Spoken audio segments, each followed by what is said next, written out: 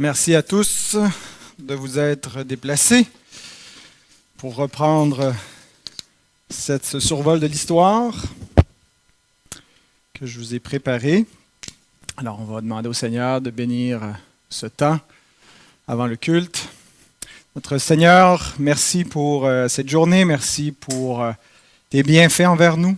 Merci de ce qu'on peut faire partie de cette Église et qu'on peut prendre aussi le temps d'étudier l'histoire de cette Église à laquelle nous appartenons. Que tu puisses bénir, Seigneur, ce temps de réflexion, qu'on puisse en tirer instruction, que ça nous soit utile pour notre édification, pour nous faire progresser dans tes voies. Que tu puisses bénir tous ceux qui sont réunis, tous ceux qui vont l'écouter ailleurs, durant les jours et les semaines qui vont venir. On te remet, Seigneur, cette journée qui commence et merci parce que tu nous convoques en Église, Seigneur. Il est bon de se réunir en ton nom. Et Père, que tu puisses donner à nos cœurs d'apprécier cette communion avec toi et les uns avec les autres. C'est en Christ que nous te prions, que nous nous confions. Amen. Alors, jusqu'à présent, on a vu la réforme surtout du côté du continent. On a commencé avec Luther en Allemagne. On a ensuite changé de pays avec la Suisse allemande avec Zwingli, Bullinger comme successeur, mais ensuite la Suisse romande avec Calvin et Farel à Genève. Et par la suite, on a vu les anabaptistes. Et aujourd'hui, on va commencer à présenter la quatrième souche du protestantisme, la quatrième et dernière souche. Et de ces quatre racines-là viennent la plupart des familles, églises protestantes là, qui existent aujourd'hui. La quatrième, donc, c'est l'église anglicane et puis la réforme en Angleterre, mais pas seulement l'Angleterre comme nation, aussi la Grande-Bretagne, incluant l'Écosse, que je vais inclure dans cette section. Alors, il y a deux théories principales pour expliquer la réforme anglaise. Il y a l'école d'un dénommé Eamon Duffy, qui est un historien catholique, qui n'est pas très sympathique, lui, à la réforme protestante anglaise, et qui la voit comme, en fait, une réforme qui est imposée d'en haut par la monarchie sur un peuple soit indifférent, soit récalcitrant même à cette réforme, plus attaché au catholicisme.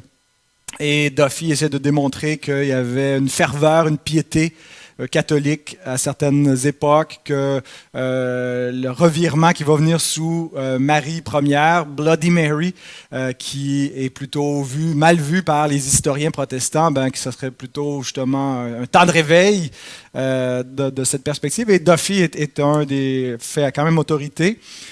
Il n'y a pas de doute que la royauté est impliquée. Ce que vous voyez ici, là, c'est le clan Tudor, là, Henri VII, Henri VIII, Édouard VI, Marie Ier, Élisabeth Ier, qui sont donc les monarques qui se sont succédés et qui sont responsables de la réforme en Angleterre. Et donc, il n'y a pas de doute là, que la royauté a joué un très grand rôle. Mais est-ce que c'était simplement une réforme qui était imposée sur le peuple ou est-ce qu'il y avait une volonté du peuple pour aller vers une réforme de l'Église, une compréhension protestante du salut et de l'Église? Il y a une autre école de pensée, celle de Arthur Dickens, un autre historien, lui, du côté protestant, qui voit la réforme comme un réveil spirituel qui a été semé avant le clan Tudor, qui remonte au 14e siècle. Il faut revenir jusqu'à John Wycliffe et les Lollards pour comprendre l'avènement de la réforme et pourquoi est-ce que ça a été un succès jusqu'à un certain point, là aussi, la réforme, et que ce pays est devenu protestant et non pas resté dans le catholicisme. Alors, on va, en fait, je pense qu'il y a probablement une combinaison des deux éléments. Là, c'est faux de dire que c'est seulement la monarchie. La monarchie a un énorme rôle dans la réforme anglaise, mais commençons avec le mouvement de John Wycliffe et les Lollards. John Wycliffe, c'est un théologien de la scolastique, qui est un théologien d'Oxford. une université importante, une des deux plus importantes universités avec Cambridge, mais Oxford, je pense qu'il y a plus d'ancienneté, était spécialiste de la métaphysique, donc probablement assez ennuyeux à lire, là, les écrits de Wycliffe, je ne l'ai jamais fait, mais son nom est connu parce que bon, il est un important précurseur de la Réforme. Généralement, quand on présente l'histoire de l'Église, on le met comme un pré-réformateur. Son nom est associé en particulier à la traduction de la Bible. Il y a encore des organismes aujourd'hui qui portent son nom. Wycliffe, là, qui est dans le monde de la traduction de la Bible pour les langues où la parole de Dieu n'existe pas encore dans ces langues-là. De son temps, il aurait financé 2 traductions en anglais de la Bible. Ce n'était pas à partir des écrits hébreux et grecs, c'était à partir de la version latine, la Vulgate. Et donc, il n'aurait pas traduit lui-même, mais aurait financé la traduction. C'est des traductions, donc c'était fait tout à la main, les copies, c'était fait par des moines là, copistes. Là, il n'y avait pas l'imprimerie encore qui était inventée. Et Wycliffe a formé un ordre prédicateur de l'Évangile qui répandait la Bible, qu'on appelait les Lollards, ce que les spécialistes croient, ça veut dire ceux qui parlent à voix basse, qui murmurent, parce qu'il ne leur était pas permis de répandre la Bible comme il le faisait. Alors il venait, il lisait des portions d'Écriture et il devait le faire un peu clandestinement. Ils n'avaient pas l'approbation du clergé et du Vatican pour agir ainsi. Alors, Wycliffe est en tension avec les plus hautes instances ecclésiastiques de son temps. C'est un théologien très anticlérical, là. Il milite pratiquement pour l'abolition du clergé. Il dénonçait les moines comme vivant une vie apathique, souvent immorale. Il dénonçait leur mendicité, que ce n'était pas un mode de vie qui était biblique, qu'il pervertissait la vraie religion par ce mode de vie. Il dénonçait beaucoup de choses dans l'Église, le culte des images, les indulgences. Donc déjà avant Luther, il y avait des contestations sur la question des indulgences, l'avarice des papes, qui identifiait parfois certains d'entre eux affectueusement avec la figure de l'Antichrist.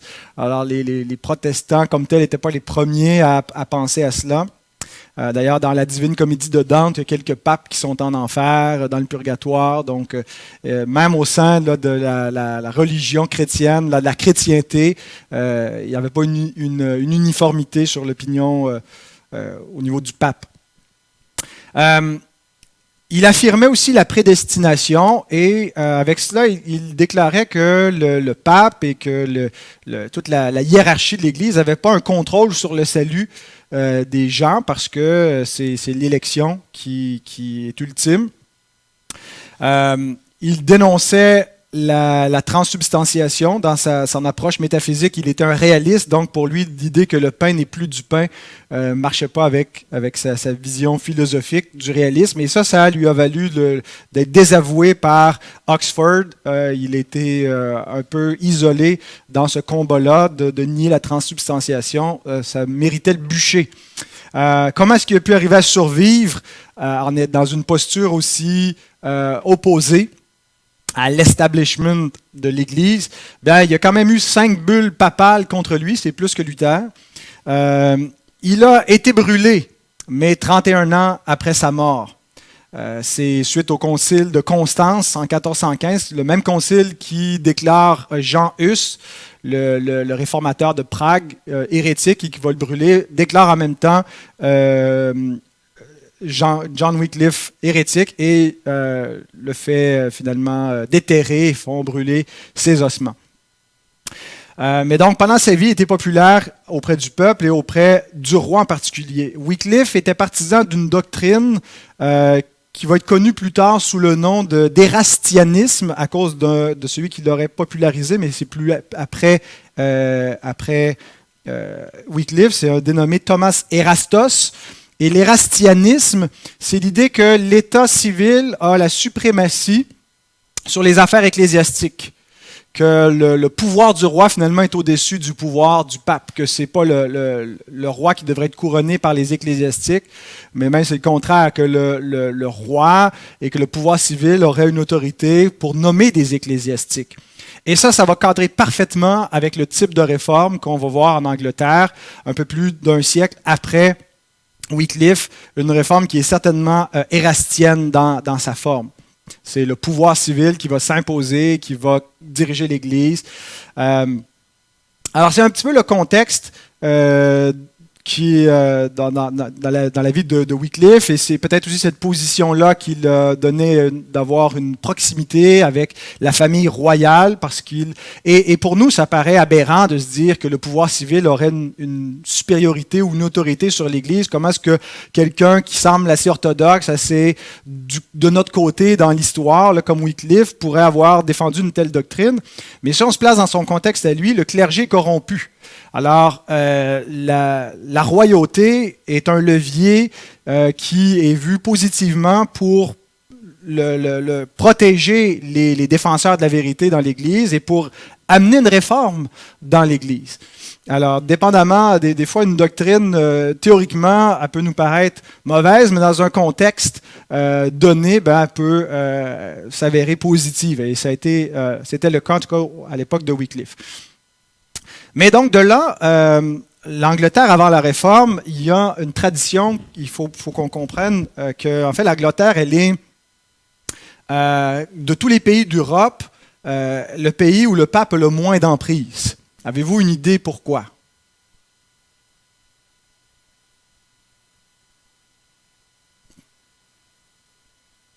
Qu'est-ce qui...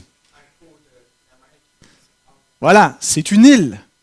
C'est une île et ça fait que les troupes épiscopales peuvent difficilement l'envahir.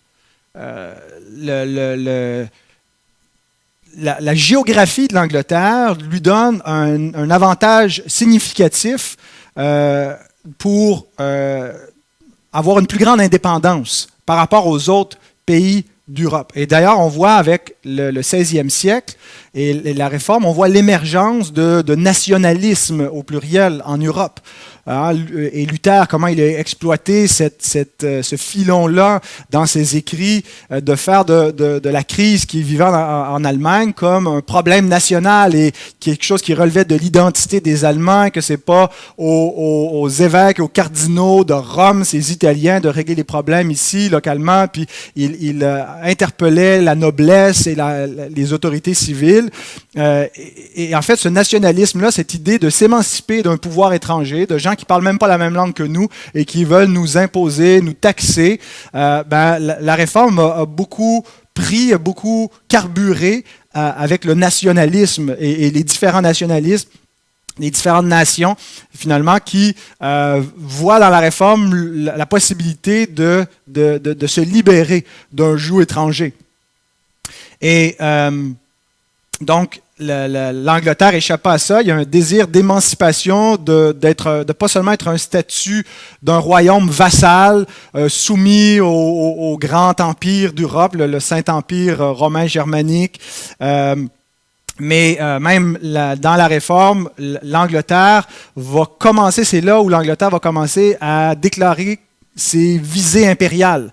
On parle de l'Empire britannique. Le début de l'Empire britannique, vraiment, avec la Réforme, c'est cette idée de se libérer, de déclarer notre suprématie. On n'est pas soumis à Rome, on n'est pas soumis non plus à l'empereur, et tranquillement, les rois vont s'identifier en lignée avec les héritiers des empereurs romains, là, depuis Constantin, puis il y aura une lignée finalement dans la royauté qui remonte jusqu'à l'Empire romain, et que l'Angleterre lui-même est un empire, et qui n'est pas asservi à d'autres pouvoirs civils, terrestres ou spirituels sur le continent. Alors, pendant plus d'un siècle avant la Réforme, le Parlement va adopter plusieurs actes pour tranquillement limiter le pouvoir de l'Église et augmenter le pouvoir de la couronne. On a Clément VII qui est le pape du temps d'Édouard, pas Édouard, mais Henri VIII. Mais avant l'antagonisme de ces deux figures-là, la rivalité entre la tiare du pape et la couronne du roi existe et va aller en augmentant pendant plus d'un siècle avant le début de la Réforme en Angleterre. Par exemple, le Parlement adopte des actes, c'est les lois de Primanuré, c'est une série d'actes là, qui vont affaiblir le pouvoir de l'Église en interdisant aux tribunaux ecclésiastiques hors de l'Angleterre. Toute affaire doit être conduite à l'intérieur de l'Angleterre. Un tribunal ecclésiastique ne peut pas appeler à un tribunal d'une instance supérieure en dehors de l'Angleterre. Le trône du roi devient le dernier tribunal auquel on peut faire appel. Par exemple, il y a l'interdiction d'appliquer quelque bulle papale que ce soit sans l'autorisation royale sur la terre d'Angleterre. Oui, le pape a encore une autorité sur son Église, mais ça ne se fait pas sans l'autorisation du roi. Et de plus en plus, le roi va aussi se mêler de la nomination de l'archevêque de Canterbury, qui est la fonction ecclésiale la plus élevée en Angleterre. Celui qui est un peu le chef de l'Église en Angleterre, c'était l'archevêque de Canterbury, et puis le roi donc s'en mêle de plus en plus. Et aujourd'hui encore, dans la structure de l'Église anglicane actuelle, c'est le premier ministre, à l'époque le chancelier de l'Angleterre, qui soumet au roi ou à la reine deux noms que le monarque doit choisir pour être le chef de l'Église. Bon, à l'époque, ça se faisait à l'intérieur de l'Église catholique, mais depuis la séparation et de l'excommunication d'Henri VIII par l'Église catholique, l'Église est devenue indépendante, c'est devenu l'Église d'Angleterre, et puis l'archevêque de Canterbury, c'est un peu le pape, si on veut, de l'Église anglicane. Alors, de plus en plus, le roi se mêlait des affaires religieuses. Et le pape a bien essayé de contrecarrer cela, de menacer, de déplacer les ecclésiastiques, de les ramener sur le continent pour déjouer un peu, mais bon, le pouvoir a été inefficace. Puis le fait que l'Angleterre était une île, limitait beaucoup ce que le pape pouvait faire. Donc, quand on arrive en 1534 avec l'acte de suprématie d'Henri VIII, où il se déclare le seul chef suprême de l'Église d'Angleterre, c'est pas sorti de nulle part. C'est pas quelque chose qui arrive sans qu'on l'ait vu arriver. C'est dans une trajectoire, dans une continuité d'un pouvoir royal qui s'est de plus en plus imposé en affaiblissant le pouvoir de l'Église, en particulier le pouvoir de Rome. Alors voilà un petit peu le contexte politique et religieux qui a préparé la réforme. Et derrière tout cela, avec ce qui se fait par la couronne, il y a l'influence des Lollards qui a commencé surtout avec Jean Wycliffe, mais qui s'est perpétué, on ne sait pas combien de temps. C'est difficile parce qu'il ne laissait pas de traces, comme c'était un groupe qui n'avait pas une autorisation officielle d'exister, il devait faire ça clandestinement. Il y a des évidences qu'il y avait des activités de Lollards un peu partout, mais à savoir quel impact ils ont eu, c'est difficile de le trancher nettement. Alors, la réforme en Angleterre, c'est la confluence d'intérêts monarchiques et des intérêts des partisans d'une réforme ecclésiastique. Ce qu'on va voir arriver, ce qui va vous être présenté dans les prochaines semaines, vraiment, ces deux agendas font alliance. Il y a ceux qui ont à cœur de réformer l'Église pour la ramener aux Écritures dans une forme plus pure et qui vont collaborer et, jusqu'à un certain point, compromettre certains éléments de la réforme pour accommoder le roi et aller à son rythme parce qu'il voit un peu la monarchie comme l'occasion finalement de purifier l'Église, mais pas au point où vous voudrez le faire. Alors, c'est vraiment ce qui se passe dans la réforme anglaise. Mais on ne va pas commencer avec Henri VIII et la monarchie immédiatement. On va aller avec William Tyndale aujourd'hui et sur la vignette que j'utilise là, pour présenter ce cours, on retrouve là, 6 réformateurs, dont Tyndale, qui est Jean Wycliffe. Il y a une continuité entre les deux. Les autres personnages, vous avez peut-être reconnu Zwingli, Luther, facile, Calvin. Celui-là, j'ai cherché longtemps. Ce n'était pas un portrait que je reconnaissais. Quelqu'un pense qu'il le reconnaît? C'est Jean Hus, mais de profil, non, on le reconnaît moins bien. Celui au centre, donc le réformateur tchèque. Pardon? Ouais, c'est ça, il n'y a pas toujours la même fiole, là, mais bon. Alors donc, ici, William Tyndale, il y a vraiment une similitude avec John Wycliffe. Tous les deux sont adversaires vont se révéler des adversaires de l'Église catholique romaine actuelle et du pape. Tous les deux clament l'autorité des Écritures.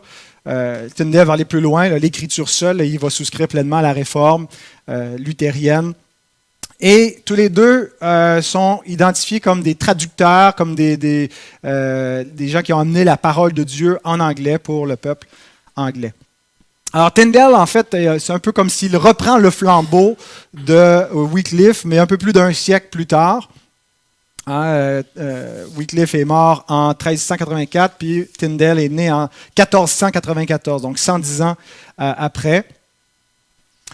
Alors, il est né dans le Gloucestershire, qui est à la limite là, du pays de Galles. Et on ne connaît pas beaucoup de choses sur son enfance. Il a fait des études classiques à Oxford, où il a gradué en 1515. Il est surtout connu pour son don pour les langues. Il avait le don des langues, mais ce n'est pas parce qu'il parlait en langue, c'est parce qu'il connaissait beaucoup de langues. Il parlait, en plus de l'anglais, le français, l'espagnol, l'allemand. J'ai lu aussi l'italien. Il était capable donc d'utiliser l'hébreu parce qu'il va traduire l'Ancien Testament, le grec et le latin, bien sûr, qui était la langue des érudits de l'époque, des universitaires ou des humanistes. Il est possible qu'il ait étudié à Cambridge, on n'est pas certain. Certains l'affirment, d'autres disent que son nom n'apparaît pas, ne figure pas dans aucun registre, là, mais de 1517 à 1521. Cambridge était dans l'influence là, de l'humanisme érasmien, pas Erastos, mais Erasme, l'intellectuel, l'humaniste, qui a enseigné à Cambridge de 1511 à 1512. Il a commencé à préparer son Nouveau Testament grec, qui va être publié en 1516. C'est aussi dans ces années-là qu'il y a un petit groupe d'humanistes qui est identifié par le White Horse Inn. Levez la main, vous avez déjà entendu ce nom-là, le White Horse Inn. C'est un podcast qu'un groupe de réformés font en ce moment, mais ils l'ont pris c'était une auberge à Cambridge où il y avait un groupe d'intellectuels, d'humanistes qui se réunissaient, qui, en buvant une bière, discutaient des dernières idées parmi les intellos de leur temps. Et c'est là où les idées de la réforme commencent à circuler parmi les humanistes anglais, les universitaires de leur temps. Et de ce groupe-là vont émerger les acteurs principaux de la réforme là, qu'on va voir éventuellement. Mais les Thomas Cranmer et d'autres. Il y a Thomas More, celui qui est l'auteur de l'Utopie, qui va devenir éventuellement grand chancelier, qui va se faire décapiter sous Henri VIII. En fait, il y a des acteurs des deux côtés du débat parmi les intellectuels. Et c'est pas un groupe de réformés. On peut penser que c'était un groupe de gens favorables à la réforme parce que White Horse Inn puis Michael Horton, qui a pris le nom de ce podcast-là, là. Mais en fait, il y a des gens qui sont restés résolument du côté plus catholique et d'autres qui ont progressé avec la réforme. Et en fait, des amis qui vont devenir des ennemis jurés et qui vont présider aux exécutions les uns des autres. Alors, c'est probablement dans ce contexte-là que Tyndale serait venu à la foi. On ne sait pas quand est-ce qu'il s'est converti exactement, mais est-ce qu'il a fait partie des intellos de Cambridge? Possible. Il a certainement côtoyé, en tout cas, des gens qui en ont fait partie de ce groupe. Deux futurs martyrs là, de la Réforme, Thomas Bilney et John Frith, qui vont tous les deux finir sur le bûcher, 1531 pour Bilney puis 1533 pour Frith, qui auraient pu éviter simplement en affirmant qu'ils reconnaissaient la validité du purgatoire et de la transsubstantiation. Et qui a été exécuté finalement sous les auspices de Thomas Cranmer, qui va périr pour les mêmes vues éventuellement, lui aussi sous Marie Ier. Mais donc la réforme anglaise va aller très lentement. Hein, c'est une de ses caractéristiques. Elle ne produit pas de grands théologiens. La première génération de la réforme se fait vraiment sur le continent et pas en Angleterre. C'est beaucoup plus tard que l'Angleterre va devenir le terreau fertile pour produire de grands théologiens, mais c'est quelques décennies plus loin. C'est pas la première génération. Les premiers qui amènent les premiers protestants clairement identifiés en Angleterre, ce sont des anabaptistes qui ont quitté le continent, qui viennent, qui se réfugient là et qui amènent ces idées. Alors, ce n'est pas les Anglais eux-mêmes. Alors, Tyndale, qui, lui, donc, se convertit probablement dans les années 20, au début des années 20 ou fin même de la deuxième décennie du 16e siècle, est déçu du clergé, trouve qu'ils sont dans une grande ignorance des Écritures, qu'ils sont plus intéressés par les lois du pape que par les lois de Dieu. Et il se lance comme défi de rendre l'Écriture accessible à tous, qu'elle soit connue de tous, que le garçon charretier soit plus instruit dans la Bible que le clergé actuel qui connaissent rien à l'Écriture. Alors, il commence à répandre, à prêcher un peu dans sa région, mais immédiatement, il rencontre des obstacles. Alors, il vient à Londres, il essaie de se réfugier sous le protectorat de Cuthbert Tunstall, qui était l'évêque de Londres. Alors, laissez-vous pas confondre là, par l'image. On dirait que William Tyndale pourrait être son père, en tout cas, a l'air d'être son aîné, mais pourtant, il est 20 ans plus jeune. Tunstall est né en 1474, alors probablement une icône, une image qui a été produite alors qu'il était jeune évêque. Mais alors, Tunstall, Tyndale avait entendu parler de lui dans les écrits d'Érasme qui le vantait, mais il dit finalement, il l'a présenté comme, il nous a dépeint l'ombre d'un éléphant, mais ce n'était qu'une petite souris. Il est très déçu de lui parce que Tunstall va lui refuser de l'accueillir. Certains disent que Tunstall lui ferme la porte parce qu'il a entendu parler de son projet de traduction et de publication de la Bible et qu'il est défavorable. Donc, il arrive à Londres en 1523 et la porte lui est fermée par l'Église officielle, mais il décide quand même de se lancer dans la traduction. Il prêche l'Évangile à Londres et il quitte le continent en 1524, pas le continent, mais Londres, pour aller sur le continent européen en 1524, reconnaissant que s'il peut publier un Nouveau Testament en anglais, ça ne va pas se faire en Angleterre, mais ça va se faire depuis le continent. L'Angleterre a une longue tradition, en raison des Lollards, de voir la traduction et la circulation libre des Écritures comme une graine de sédition, de révolte. Alors, ils sont plutôt réfractaires à cette idée-là. Le clergé n'est pas du tout ouvert, alors que sur le continent, en Allemagne déjà, c'est une des premières choses qui a été faite parmi l'Église officielle, de mettre l'Écriture dans la main du peuple. Luther, assez tôt, s'est mis à la traduction de la Bible. Et donc, il n'y a pas le même contexte, il n'y a pas la même ouverture en Angleterre, probablement en raison des Lollards. Alors, il s'en va probablement à Wittenberg parce qu'on retrouve son nom sous une forme latinisée et modifiée dans les registres de l'université de Wittenberg. C'est là qu'on apprend qu'il serait allé. Et peut-être aussi c'est pour apprendre l'hébreu. Il y avait un bon prof d'hébreu à l'université de Wittenberg parce qu'en fait, il y avait un édit anglais de 1290 qui interdisait tout livre hébreu en Angleterre. Ça faisait partie un peu de la persécution des Juifs. On leur privait de leur littérature. Alors les Européens pouvaient pas, d'Angleterre, ne connaissaient pas l'hébreu. Alors il l'apprend sur le continent. Et c'est là qu'il a sûrement continué et qu'il a complété son Nouveau Testament anglais. Alors, il avait comme objectif de le faire publier. Il s'est rendu d'abord à Cologne pour la publication de son Nouveau Testament. En fait, il était partiel, il n'était pas encore complet, mais il a failli perdre tout son travail à ce moment-là parce que les autorités catholiques ont été informées de cette intention. Alors, il a réussi à temps à se sauver avec son manuscrit. Et c'est à Worms, là où Luther va se présenter, la diète de Worms, en 1521, lorsqu'il est convoqué devant Charles Quint, et qui fait sa fameuse déclaration là, que sa conscience est liée par les Écritures seules. Eh bien, c'est à Worms où William Tyndale va publier son premier exemplaire du Nouveau Testament en anglais en 1526. Puis ensuite, il s'en va à Anvers, qui correspond à la Belgique aujourd'hui, une ville en Belgique qui, à l'époque, appartenait au Saint-Empire. Et de là, il envoie par bateau des copies du Nouveau Testament en Angleterre. Donc, il y a des contacts, j'imagine, pour pouvoir faire ça, des gens qui sont restés dans son pays, avec lesquels il est en relation. L'évêque de Londres, Tunstall, est informé que Tyndale veut mettre l'écriture en circulation libre.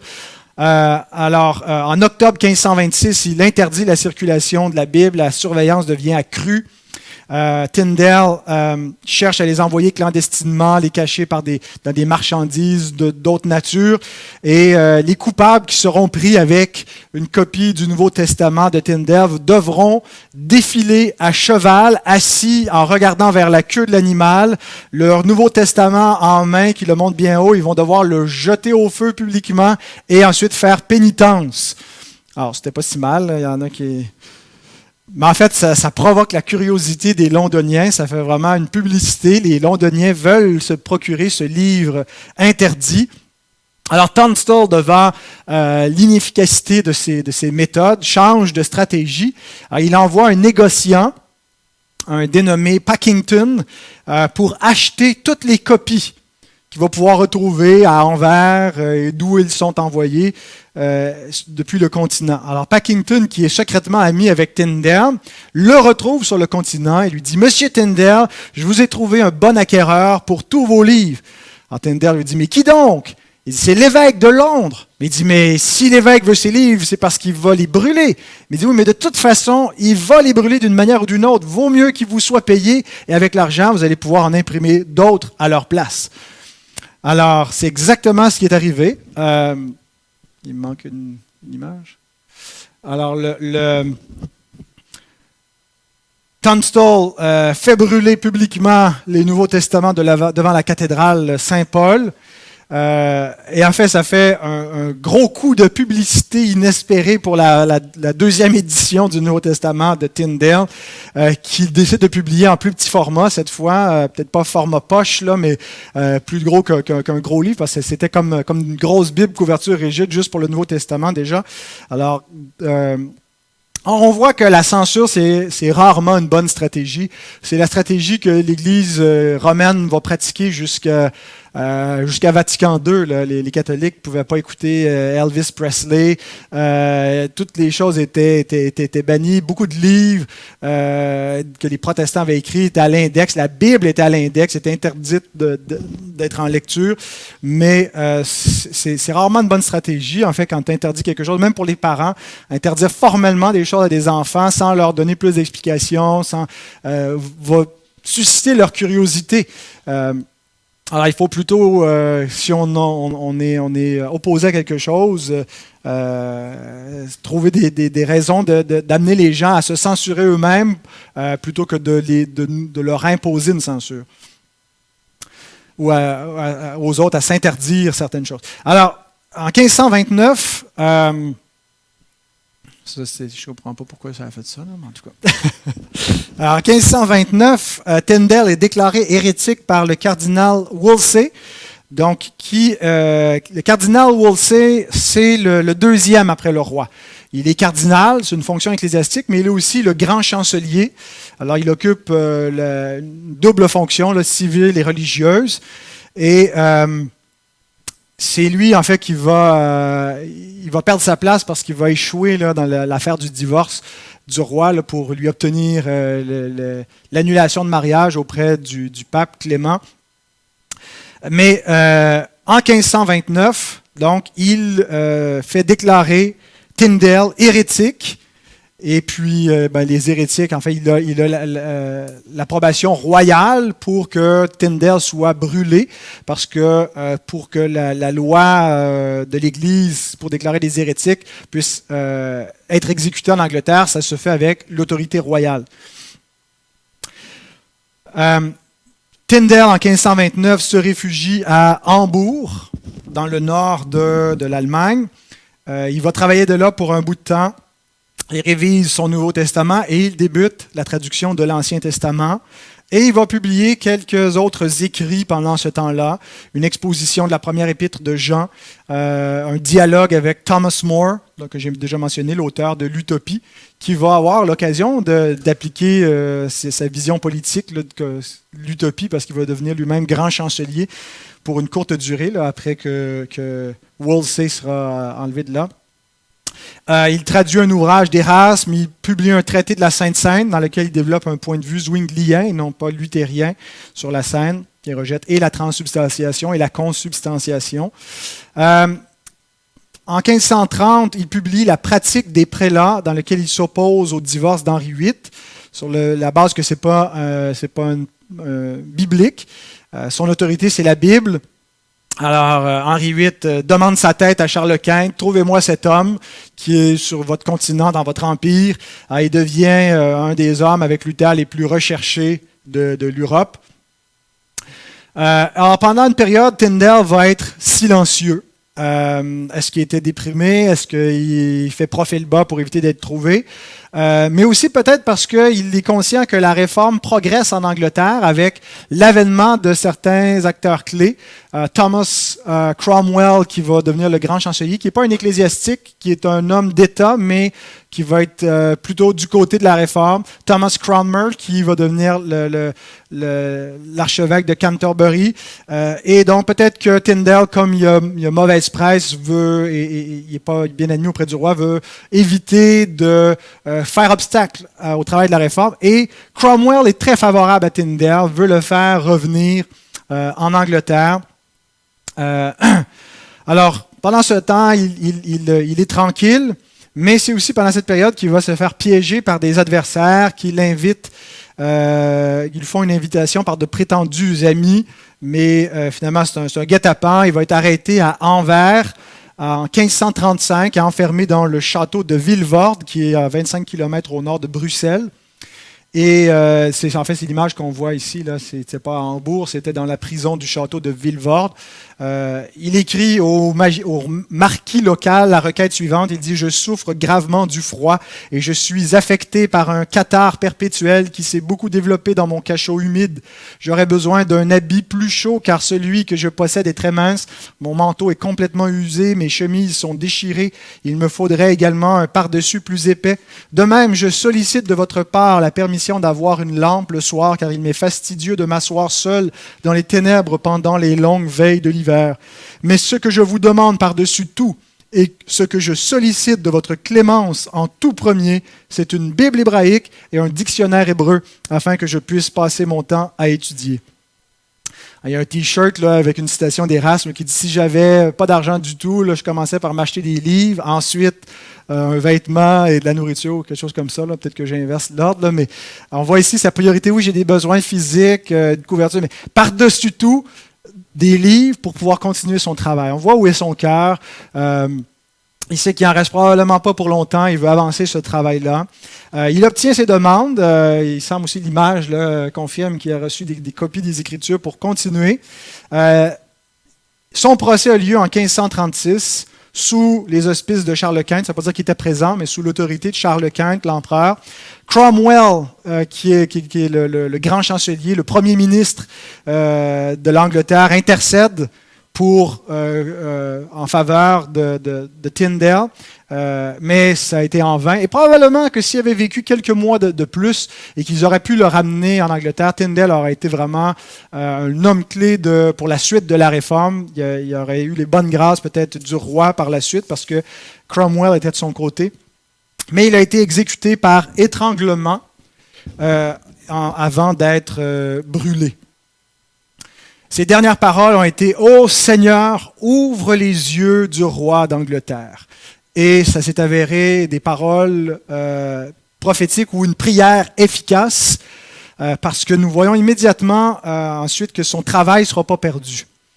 Et en guise d'analyse, ce qu'on peut voir, c'est l'impact du travail de Tyndale sur la réforme anglaise, et pas seulement sur la réforme anglaise, mais sur la culture anglaise, sur la langue anglaise, avec la parution de sa traduction. Les manuscrits de Tyndale ont été récupérés et c'est certains de ses amis, en particulier un dénommé Miles Coverdale, qui va poursuivre la traduction de l'Ancien Testament. Elle n'est pas faite exclusivement à partir du texte hébreu, peut-être parce qu'ils n'ont pas des manuscrits complets pour l'Ancien Testament. Donc, il y a des portions qui sont traduites à partir de la version allemande de la Bible qui existe, la version latine, la Vulgate. Mais en 1538, on présente au roi, c'est ce qu'on voit sur cette image, Coverdale doit faire partie de ces hommes, et c'est les alliés donc de Tyndale qui présentent au roi une Bible imprimée sous le nom de Matthew's Bible, qui était le pseudonyme de l'imprimeur. Henri VIII, en lisant, est bouleversé, nous est-il dit par le texte. C'est peut-être aussi un embellissement là, de Fox là, qui écrit l'histoire primitive anglaise et de la réforme anglaise.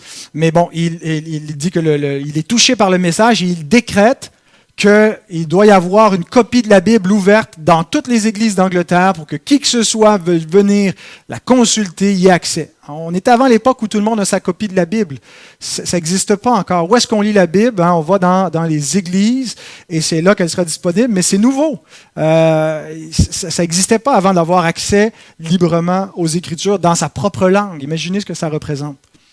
Alors, en 1539, et à partir de cette version-là, il y a un travail qui est financé par le roi pour donner une édition améliorée de cette Bible-là, et paraît la Great Bible de 1539, qui est accessible au peuple anglais, qui est en anglais courant et non pas en anglo-normand, qui est comme un peu le dialecte de la noblesse, mais c'est vraiment la langue du peuple, la même langue que Shakespeare va reprendre.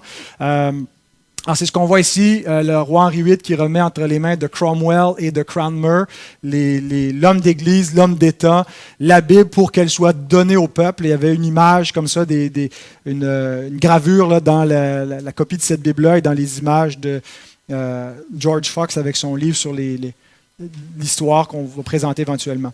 Alors, je termine avec ça, mais cette Bible-là va influencer grandement une des principales traductions de la Bible, celle de la Geneva Bible de 1560, qui est la Bible des Anglais qui se sont réfugiés à Genève pendant le règne de Marie Ière pour fuir la persécution, qui vont préparer une autre version. Et cette Bible-là, c'est celle qui influence Shakespeare, qui influence les Puritains, qui est la Bible officielle pendant une longue partie de l'histoire anglaise, la Geneva Bible. Et bien sûr, la King James Bible, qui va être publiée en 1611. Les spécialistes disent que 76% de l'Ancien Testament de la King James et 83% du Nouveau Testament de la King James vient du texte de William Tyndale. Et on sait donc que ces livres-là, la Geneva Bible, la King James, ont eu un énorme impact sur la langue anglaise pour fixer le vocabulaire, fixer la grammaire, sur un gros impact sur la culture anglaise. On ne pourrait pas le surestimer. Un deuxième élément où Tyndale a eu un impact auprès du roi, c'est qu'en 1528, il a publié L'obéissance de l'homme chrétien. C'est un traité semblable à celui que Luther avait fait sur l'obéissance qui est due au magistrat, mais aussi à quelle obéissance un magistrat inférieur doit à un magistrat supérieur. Et Henri VIII était en amour avec ce traité-là. Il disait que tous les princes et les rois devaient le lire. Et dans celui-là, il développe un point de vue érastien.